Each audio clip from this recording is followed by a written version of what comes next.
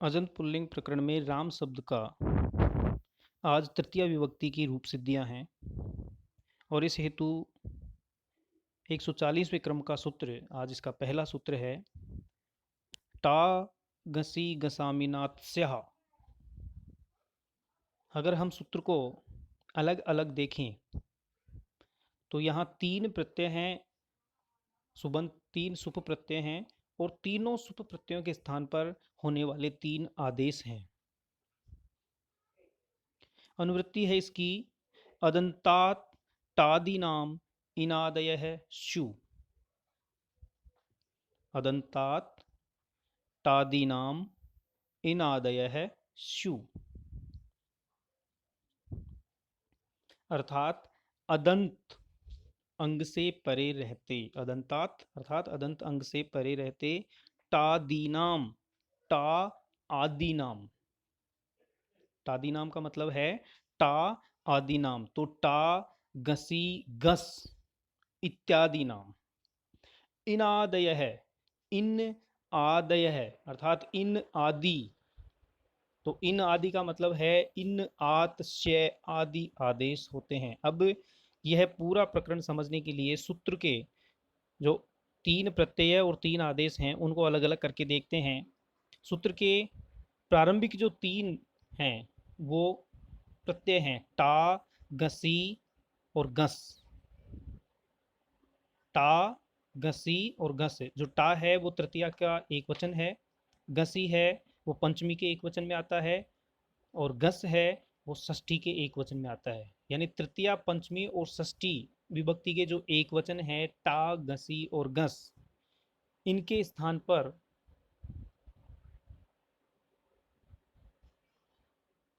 इन आत शय, और यहाँ बहुवचन है, चूंकि ये तीन बहुवचन हो गए तो इनात्स्याह, इन आत्स्या, तो टा गसी गसाम, यहाँ यह पूरा रूप मिलकर हो गया षष्ठी विभक्ति का बहुवचन, चूंकि तीन हो गए टा गसी गसाम, तो टा गसी और गस इन तीनों के स्थान पर क्रमशः इन आत और शय आदेश होते हैं और अदंत अंग से परे रहते। यह इस सूत्र का अर्थ हो गया।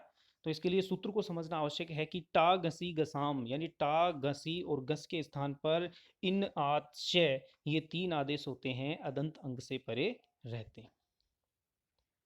और इस सूत्र की सहायता से तृतीया विभक्ति का जो एक वचन है रामेण, वह रूप सिद्ध होता है। पूर्ववत इसमें राम शब्द को अर्थवद धातु रे प्रत्यय है प्रातिपदिकम सूत्र से प्रातिपदिक संज्ञा हुई। स्वौज समौट षष्ठाभ्याम भिस, इस सूत्र के द्वारा तृतीय के एक वचन में टा प्रत्यय हुआ और राम प्लस टा यह स्थिति बनी। इस स्थिति में टा गसी गसामिनास्यः, इस सूत्र के द्वारा तृतीया के एक वचन के टा प्रत्यय को इन आदेश हुआ और राम प्लस इन यह स्थिति बनी। इस स्थिति में आद गुण है सूत्र से राम के अकार और इन के ई, इन दोनों को गुण एकादेश हुआ और गुण एकादेश ए होने पर रामे न रूप बना। और इस स्थिति में अट कुपवांग नुम व्यव्याय अपि, इस सूत्र से नकार को णकार हुआ और न को न होने पर रामेण रूप सिद्ध बना। तृतीया विभक्ति एक वचन राम शब्द। तदनंतर है सुपीचय। अनुवृत्ति है इस सूत्र की ययादौ सुपी अतो अंगस्य दीर्घः स्यात्, जो तृतीया चतुर्थी और पंचमी विभक्ति का द्विवचन है रामाभ्याम, उस रूप सिद्धि के लिए यह सूत्र आवश्यक है। सुपीचय ययादौ सुपी अतो अंगस्य दीर्घः स्यात्, यय आदौ अर्थात यय जिसके आदि में है, यय प्रत्यय का प्रत्याहार का कोई भी वर्ण जिसके आदि में है, ऐसा सुपी, ऐसा सुप वाला, तो ययादौ सुपी, यय आदि सुप के परे रहते अतो अंगस्य, अतः अंगस्य यानी अदंत अंग से, अदंत अंग के स्थान पर या अदंत अंग को दीर्घ आदेश होता है।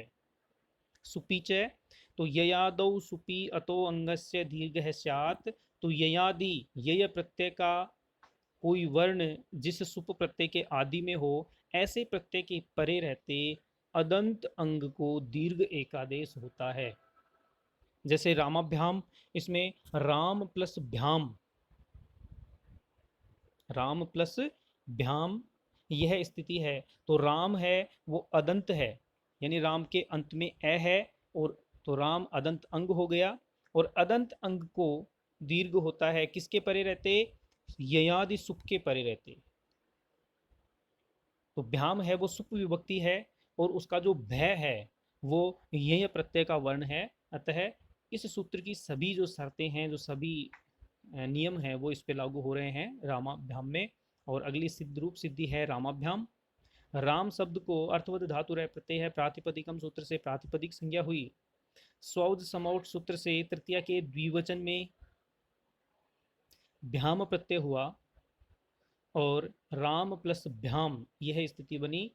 और इस स्थिति में अलो अंत्यस्य इस सूत्र की सहायता से सुपीचय सूत्र के द्वारा दीर्घ करके रामाभ्याम, यानी राम का जो अकार है उस अकार के स्थान पर दीर्घ हुआ, और रामाभ्याम यह रूप सिद्ध हुआ।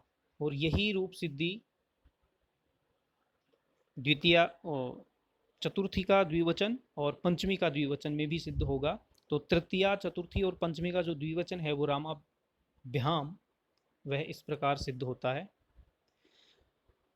इसके पश्चात है अतोभिस एस, अनुवृत्ति है अकारांतात अंगात भिस एस स्यात्। अतो यानी अतः, अकार अंग से परे, अकारांत अंग से परे, और इसकी अनुवृत्ति में भी यही है कि अकारांतात अंगात यानी अकारांत अंग से परे भिस एस स्यात्, भिस को एस आदेश होता है। और यह जो आदेश है वो अनेकाल सिद्ध सर्वस्व इसकी सहायता से होगा, क्योंकि जो भिस प्रत्यय है उसमें अनेक अल हैं, और उन अनेक अल होने के कारण सर्व जो सभी अल हैं, अनेकाल सिद्ध सर्वस्व इस सूत्र की सहायता से जो सभी हैं यानी पूरे भिस के स्थान पर एस आदेश होगा, न कि किसी एक अल के स्थान पर। और इस प्रकार रामई रूप सिद्धि बनेगी। तो रामई ही, राम शब्द को अर्थवद धातु रह प्रत्यय है, प्रातिपदिकम से प्रातिपदिक संज्ञा हुई, स्वौद समोट इस सूत्र के द्वारा तृतीया के बहुवचन में भिस प्रत्यय करके राम प्लस भिस यह स्थिति बनी। इस स्थिति में अनेकाल सिद्ध सर्वस्व इस सूत्र की सहायता से अतो भिस एस इस सूत्र के द्वारा भिस को एस हुआ, और राम प्लस एस यह स्थिति बनी। इस स्थिति में वृद्धि रेचि इस सूत्र से मकार के अकार और ऐ के स्थान पर वृद्धि एकादेश हुआ, और रामैस यह स्थिति बनी। जो राम का आकार है अंतिम उसमें और एस के ऐ, इन दोनों को वृद्धि रेचि सूत्र से ऐ एक वृद्धि एकादेश हुआ, और रामैस यह स्थिति बनी।